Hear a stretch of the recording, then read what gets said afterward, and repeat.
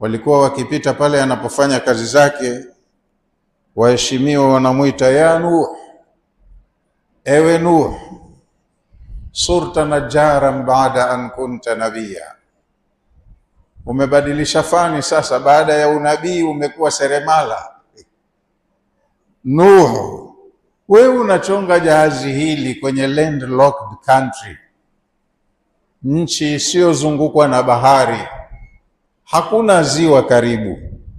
Jahazi hilo unaenda kuliendesha wapi wewe kama sio uchizi? Hiyo kitu gani? Unaona, hawajui kinachoendelea. Na hata sisi tungelikuwa tunasema hivyo, tukimwona mtu anakaa mabara ndani huko, hakuna bahari, anatengeneza mashua, tutasema huyo mtu sijui kafikwa na nini. Mashua hii mpaka ikafika iliko bahari, ataipeleka kwa usafiri gani? Ndicho kilichokuwa. Kwa hiyo kullama marra alayhi mala'u min qaumihi, kila wakipita wale waheshimiwa kwenye eneo lake la kazi na wakamuona kashughulika kukata mbao, kuunda, anatengeneza safina, wanajua hichi ni chombo cha kuendeshwa kwenye maji na sisi tuko bara huku, huyu kapatwa na nini mwenzetu? Kwa hiyo sakhiru minhu, walikuwa wanamfanyia maskhara, dharau, kejeli. Lakini na yeye jawabu yake ndio ikawa hivyo. Qala, alikuwa anasema, in taskharu minna, kama nyinyi mnatuona sisi sio hatuko sawa, mnatufanyia maskhara, fa inna naskharu minkum kama taskharun, na sisi tunawafanyia maskhara kama mnavyofanya maskhara. Fasawfa ta'lamuna, si muda mrefu mtajua, man yatihi adhabun yukhzihi, nani itakayemfika adhabu ambayo itamfedhehesha, wa yahilu alayhi adhabu muqim, na akathibitikiwa na adhabu ya kudumu. Ni sisi tulioamini au nyinyi mliokufuru? Hata idha jaa amruna, iliendelea mechi katika sura hiyo mpaka lilipokuja jambo letu, ile siku ambayo sasa Allah kaamua alete gharika. Wafarat tanuru, na tanuri likafurika maji. Qulna, tulisema kumwambia Nuh, ihmil fiha min kullin zawjayn ithnain, sasa Nuhu utapata kazi ya ziada katika jahazi lako hili. Kamata viumbe wote utakaowapata, dume na jike, uingize kwenye jahazi. Hata ukimkuta sisimizi, tafuta dume na jike, maana hakuna chengine kitakachobaki hai kwenye ulimwengu. Allah aliamua kuiflash dunia. Kwa hiyo atie dume na jike kama ni mbegu ya kuja kuanzisha vizazi vipya vya viumbe wengine.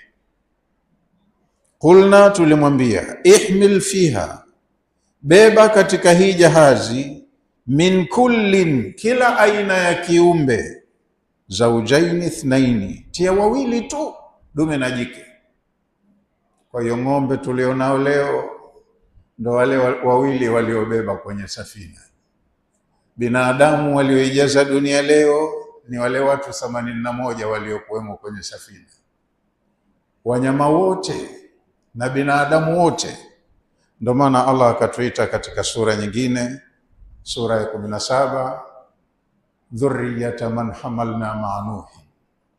Hawa waliopo leo ni kizazi cha wale tuliowabeba kwenye safina pamoja na Nuh.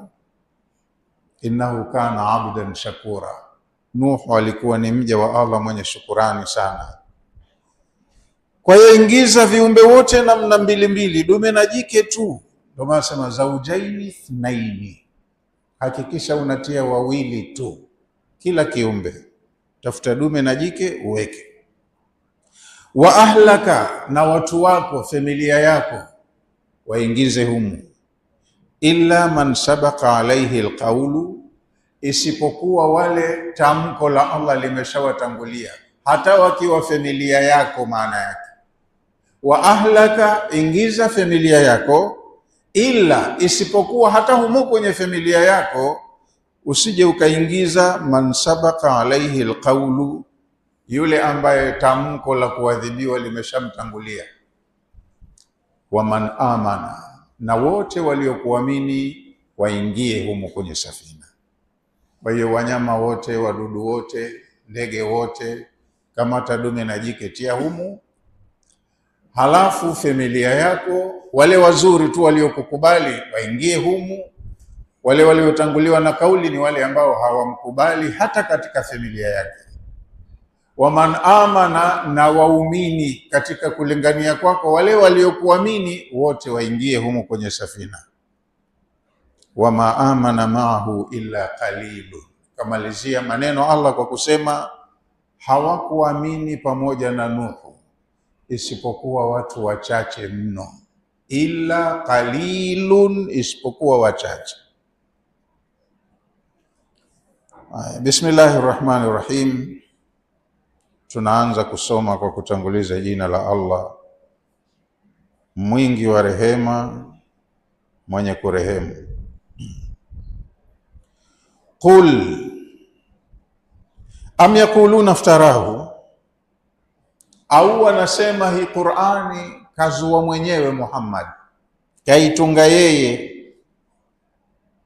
Maana yake ayakulu kufaru Quraishi, hivi ndo wanasema makafiri wa Kikureishi pale Maka, ikhtalaqa Muhammadun hadha alqur'ana, hii Qur'ani ni utunzi wake Muhammad, kazua mwenyewe. Min indi nafsihi, ni maneno yanayotokana na nafsi yake mwenyewe. Ndo kimeanza kisa cha Nuhu, tena kwa ufasaha alivyoanza mpaka alivyoishia. Halafu Allah akamwambia mtume wake, hauna haya ukiwasimulia mambo ambayo yametendeka, wewe huko na wao hawapo, na haya pia watasema umezua wewe.